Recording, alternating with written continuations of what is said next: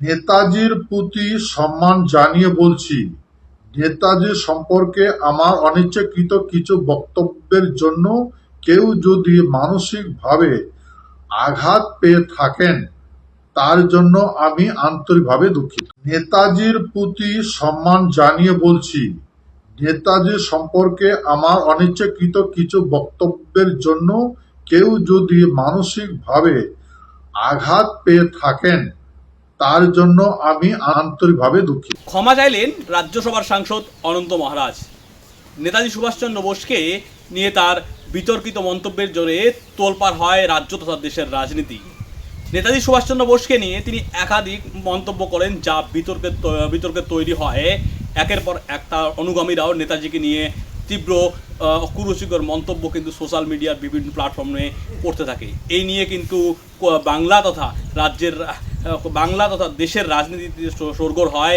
নেতাজিকে নিয়ে অনন্ত মহারাজের এই মন্তব্যগুলির জেরে কিন্তু দেশের রাজনীতিতে তীব্র প্রতিক্রিয়া শুরু হয়। একাধিক মানুষ অনন্ত মহারাজের গ্রেপ্তারের দাবি করা শুরু করেন। পরিস্থিতি বুঝে কিন্তু রাজ্যের মুখ্যমন্ত্রী শুভেন্দু অধিকারী উত্তরবঙ্গের একাধিক বিধায়ক মন্ত্রীকে পাশে বসিয়ে নবান্নে সাংবাদিক সম্মেলন করেন এবং সাংবাদিক সম্মেলন করে তিনি স্পষ্ট বার্তা দেন, দেশ বরেণ্য মনীষী নেতাজিকে নিয়ে যারা এইভাবে মন্তব্য করছে তাদের কাউকে রেয়াত করা হবে না এবং যারা মন্তব্য করেছে তাদেরকে পোস্ট ডিলিট করতে হবে এবং ক্ষমা চাইতে হবে। মুখ্যমন্ত্রী শুভেন্দু অধিকারী এই বক্তব্যের পরেই কিন্তু পরিস্থিতি পাল্টাতে শুরু করে এবং দেখা যায় যে একের পর এক নেতাজিকে নিয়ে যেসব পোস্ট সোশ্যাল মিডিয়ায় করা হচ্ছিল সেই পোস্টগুলি ডিলিট হতে শুরু করে এবং রাজ্য জুড়ে ধরপাকড় শুরু হয়। ইতিমধ্যে ইসলামপুর পুলিশ একজনকে গ্রেপ্তার করেছে, কোচবিহারেও কিন্তু 3 জনকে গ্রেপ্তার করেছে কোচবিহার পুলিশ। আর যখন এই রকম গ্রেপ্তারি চলছিল তখনই কিন্তু চাপ বাড়তে থাকে অনন্ত মহারাজের উপর এবং অনন্ত মহারাজ কিন্তু ক্ষমা চাইলেন এবং তার ক্ষমা চাওয়ার যখন ভিডিও পোস্ট হয় তারপর থেকে ওয়াকিবহল মহলের ধারণা যে এই যে চাপ বাড়ছিল রাজ্য প্রশাসনের পক্ষ থেকে নেতাজি সুভাষচন্দ্র বসুকে ঘিরে তার মন্তব্যের জেরে সেক্ষেত্রে কিন্তু সেই চাপের জেরেই কি অনন্ত মহারাজ ক্ষমা চাইলেন। বস্তুত অনন্ত মহারাজ যখন একের পর এক বিতর্কিত মন্তব্য করছিলেন সংবাদ মাধ্যমের সামনেও তিনি খোল্লা নেতাজি সম্পর্কে কুরুচিকর মন্তব্য করছিলেন একের পর এক। তিনি একাধিক দাবি করছিলেন যে দাবিগুলি কোনো ঐতিহাসিক যুক্তি ছিল না। তিনি দাবি করেছিলেন যে কোচবিহারের মহারাজের হাতেই নাকি নেতাজি সুভাষচন্দ্র বসু খুন হয়েছেন এবং তিনি এমনও দাবি নেতাজি সুভাষচন্দ্র বসুকে ওয়ার ক্রিমিনাল হিসেবে দাবি করেছেন। যে পরবর্তীতে তিনি বলেন যে ওয়ার ক্রিমিনাল এই শব্দটি কিন্তু তিনি বলেননি, এই শব্দটি কিন্তু ভারতের প্রাক্তন প্রধানমন্ত্রী জওহরলাল নেহরু ব্রিটিশ প্রধানমন্ত্রীকে চিঠি লিখে জানিয়েছিলেন বলে তিনি এটা দাবি করেন এবং আজাদ হিন্দ বাহিনীর সাথে যে তিনি বলেছেন যে তিনি আজাদ হিন্দ বাহিনী সম্পর্কে নেতাজি সম্পর্কে একেবারে কুরুচিকর মন্তব্য করতে থাকেন। এই যে বিতর্ক শুরু হয় সেই বিতর্কের জেরে কিন্তু ক্রমশ চাপ বাড়তে থাকে। কিন্তু কারণ অনন্ত মহারাজ রাজ্যসভার সাংসদ, বিজেপি দল তাকে রাজ্যসভার সাংসদ করেছে। তবে লোকসভা নির্বাচনের পর থেকে কিন্তু বিজেপির সাথে অনন্ত মহারাজের দূরত্ব বাড়তে থাকে, কেননা কোচবিহারের লোকসভা নির্বাচনে বিজেপি প্রার্থী নিশীথ প্রামাণিক পরাজিত হয়। আর নিশীথ প্রামাণিকের পরাজয়ের পিছনে অনন্ত মহারাজদের অন্তর্ঘাতের অভিযোগ ওঠে। পরবর্তীতে রাজ্যের তৎকালীন মুখ্যমন্ত্রী মমতা বন্দ্যোপাধ্যায় অনন্ত মহারাজের বাড়িতে আসেন। নেতাজির প্রতি সম্মান জানিয়ে বলছি, নেতাজি সম্পর্কে আমার অনিচ্ছাকৃত কিছু বক্তব্যের জন্য কেউ যদি মানসিকভাবে আঘাত পেয়ে থাকেন তার জন্য আমি আন্তরিকভাবে দুঃখিত। নেতাজির প্রতি সম্মান জানিয়ে বলছি, নেতাজি সম্পর্কে আমার অনিচ্ছাকৃত কিছু বক্তব্যের জন্য কেউ যদি মানসিকভাবে আঘাত পেয়ে থাকেন তার জন্য আমি আন্তরিকভাবে দুঃখিত। ক্ষমা চাইলেন রাজ্যসভার সাংসদ অনন্ত মহারাজ। নেতাজি সুভাষচন্দ্র বোসকে নিয়ে তার বিতর্কিত মন্তব্যের জোরে তোলপাড় হয় রাজ্য তথা দেশের রাজনীতি। নেতাজি সুভাষচন্দ্র বোসকে নিয়ে তিনি একাধিক মন্তব্য করেন, যা বিতর্কে তৈরি হয়।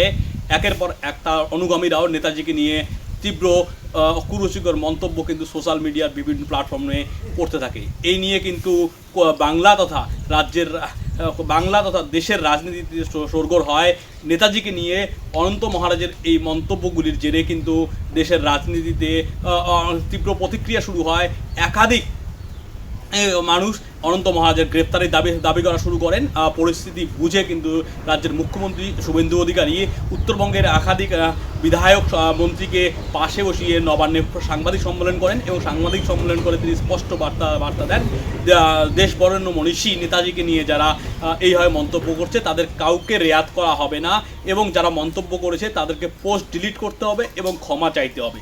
মুখ্যমন্ত্রী শুভেন্দু অধিকারী এই বক্তব্যের পরেই কিন্তু পরিস্থিতি পাল্টাতে শুরু করে এবং দেখা যায় যে একের পর এক নেতাজিকে নিয়ে যেসব পোস্ট সোশ্যাল মিডিয়ায় করা হচ্ছিল সেই পোস্টগুলি ডিলিট হতে শুরু করে এবং রাজ্য জুড়ে ধরপাকড় শুরু হয়।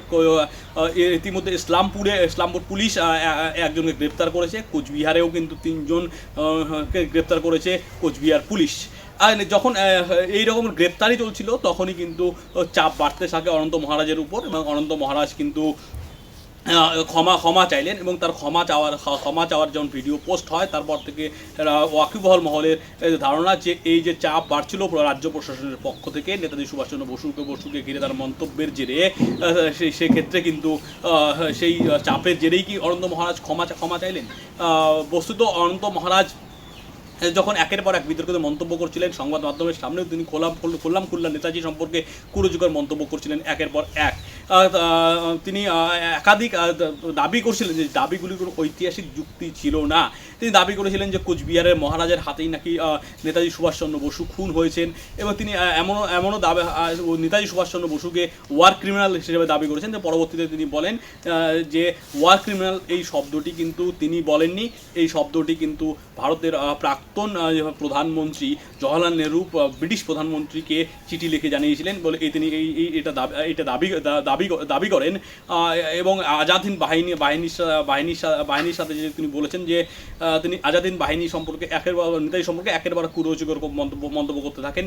এই যে বিতর্ক শুরু হয় সেই বিতর্কের জেরে কিন্তু ক্রমশ চাপ বাড়তে থাকে। কিন্তু কেননা অনন্ত মহারাজ রাজ্যসভার সাংসদ, বিজেপি দল তাকে রাজ্যসভার সাংসদ করেছে, তবে লোকসভা নির্বাচনের পর থেকে কিন্তু বিজেপির সাথে অনন্ত মহারাজের দূরত্ব বাড়তে থাকে। কেননা কোচবিহারের লোকসভা নির্বাচনে বিজেপি প্রার্থী নিশীথ প্রামাণিক পরাজিত হয় আর নিশীথ প্রামাণিকের পরাজয়ের পিছনে অনন্ত মহারাজদের অন্তর্ঘাতের অভিযোগ ওঠে। পরবর্তীতে রাজ্যের তৎকালীন মুখ্যমন্ত্রী মমতা বন্দ্যোপাধ্যায় অনন্ত মহারাজের বাড়িতে আসেন।